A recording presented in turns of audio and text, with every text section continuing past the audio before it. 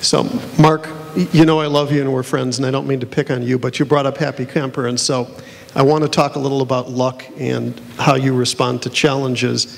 And Mark was gracious enough that this is in the book. We have all kinds of examples of challenges faced. We have Mr. Tebbe, where in the bubble, you know, you have a stock $88 and it hit 55 cents. I still remember asking Tim Krauskopf what the sale price was on Spyglass, and he said, to open TV, and he said 2.5 billion. And for a second I was like, that's a B. So I'd like you all to talk a little bit about the place of luck and how you take on these challenges. Mark, how did you recover from that stock price decline? I didn't. I mean, let's be clear here. And there's a few people in the room who, that knew me back then, and so I don't think I've changed too much. But, you know, I never, as I said, I never really identified with it. I learned some lessons along the way with Lante, but for me, you know, at that point when we had gone public, I'd made the decision, even though I still owned, you know, a majority of the company, to allow someone else to run the business, and we went public. And for me, you know, whether it was worth $87.50, which happened to be the high, and made me a billionaire for like, I don't know, 6-8 weeks, and all my friends could call and give me crap about it. I basically really never identified with it. So when it was 55 cents, I never really identified with that, except for one thing. I really thought that, you know, at some point, you need to know your number. And some people call it a lot of different things, so but we'll just call it your number. Some people call it an FU number, but we won't talk about that here. But basically, everyone should have a number in mind that no matter what, if I could get this much money, I'd be happy for the rest of my life. Unfortunately, a lot of people, as they progress through life, they always say, boy, you get these bright-eyed kids, not today, but maybe a few years ago, who said, boy, if I could make $1 million, I'd be set for life. And then they get lucky, they work real hard, everything goes well, they get $1 million. All of a sudden they go, well, you know, I like that house. That house is over there, is a little bigger, it's a little nicer. You know, I like my, let's pick a car, Mustang, but boy, if I could get a BMW, that'd be nicer. That $1 million just doesn't go the way. I need $2 million. And then as soon as they get $2 million, they get $5 million. As soon as they get $5 million, they say, I gotta have $10 million. And so they get on this treadmill where they spend as fast as they earn, they never get to a number. For me, I always knew my number. I knew if I got this much money, I could afford my lifestyle that I wanted to live, I was happy. So even though the stock went from $87.50 and lost 99.7% of its value in a one-year period of time, Fortune magazine wrote up that I was like in the top 20 of people who lost their most net worth through the bubble. It never fazed me. And there were reporters who wrote crap about me all the time. Never fazed me because I knew that if I could sell for $1 a share, I was good. My cost into the stock at that point was less than 0.5 cents a share. If I could sell for $1 a share, given the amount of shares that I had, after I paid taxes, I had my number covered. And I could live the rest of my life on that number, which is what I did. And so it never bothered me. And yeah, a lot of people are like, wow, don't you wish you could have sold it for that? Yeah, there's a lot of things I wish. I wish I were taller. I wish I were a lot of other things. You know, but I can't change that. So I was always quite happy with what I had. And I, to this day, still am. Thank you, Mark. Chris, you have rode the ups and downs. We're gonna get to Tim. Chris, you've rode the ups and downs of 3 public company stocks that you could not affect as they were gyrating. How did you work through that? You start another company.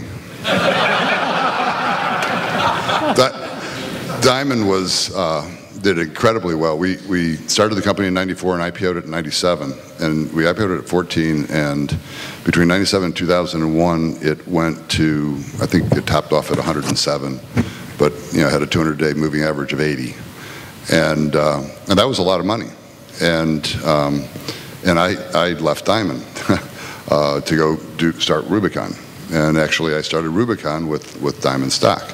The trick was that I was planning on funding most of Rubicon, maintaining most of the ownership of it, and then in 2001, Diamond went to 2.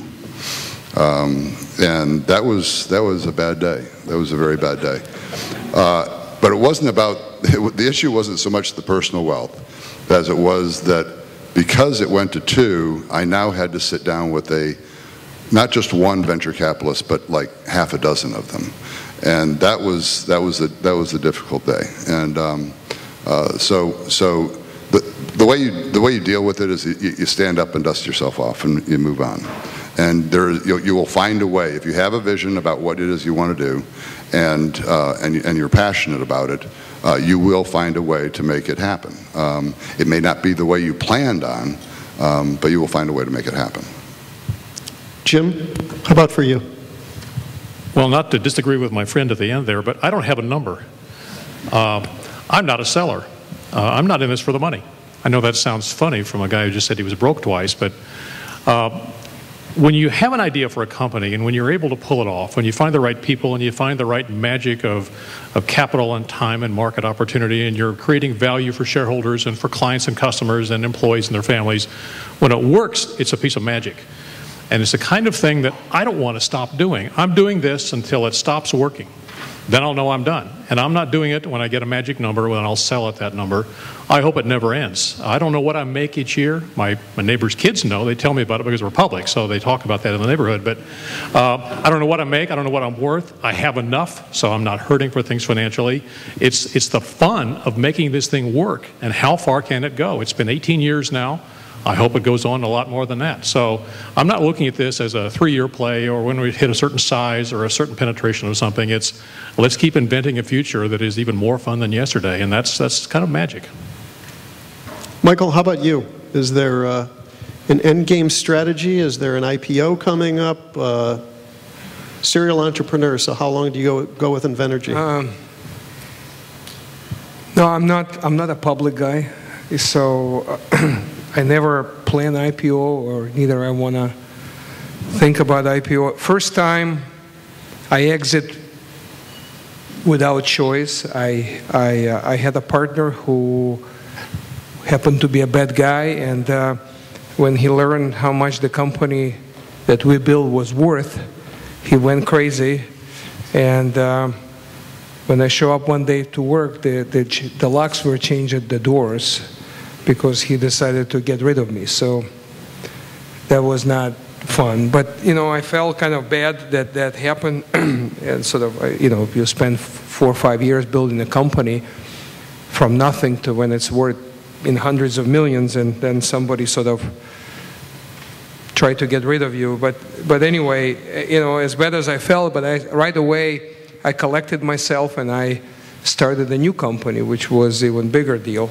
And I sold it, and the reason I sold it because I really didn't think to sell, but I just saw kind of writing on the wall that at least in the market that I was, it was for us it was difficult to operate, while big companies have in 2000 easy access to money, and I felt it was just a good opportunity to sell. So I sold that one, and then I started a third one.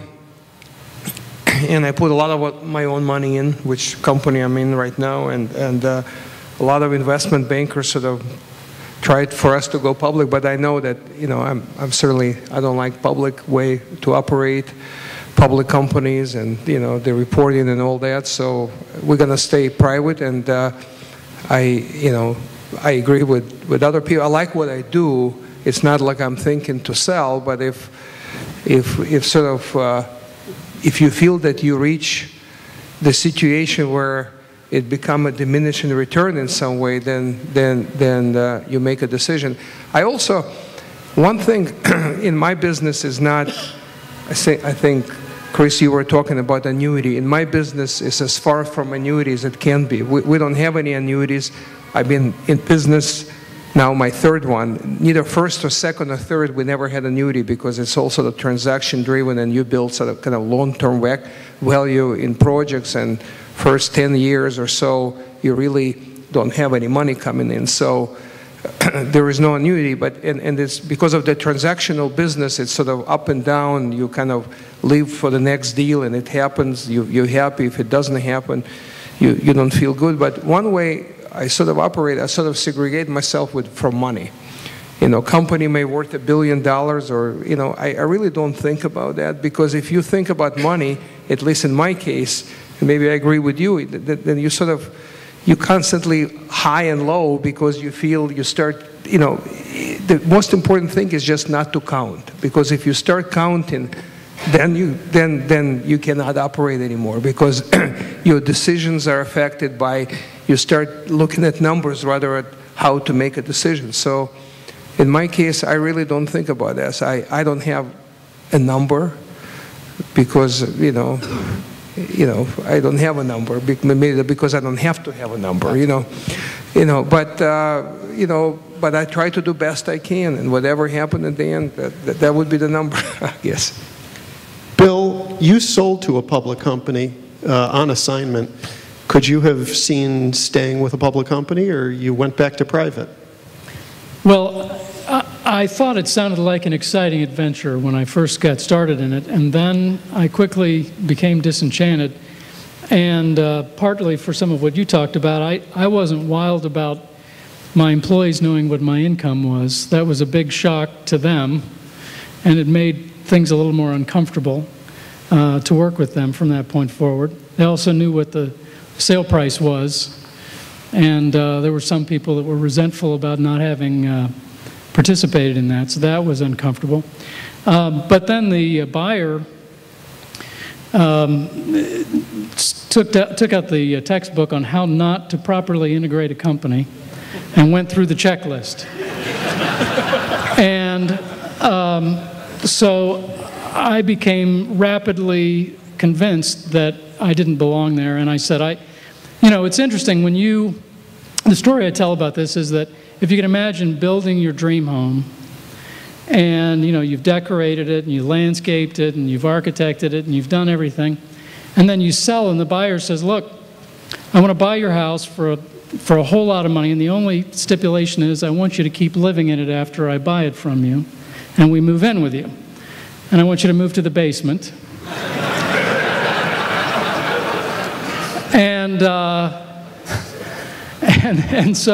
And then we're redecorating, and we're undoing all of the things that you did that really made it a special place. And so, I just couldn't do it. And I said, the other thing is, I love the idea of transparency as an investor. I don't like telling my competitors what my business plans are.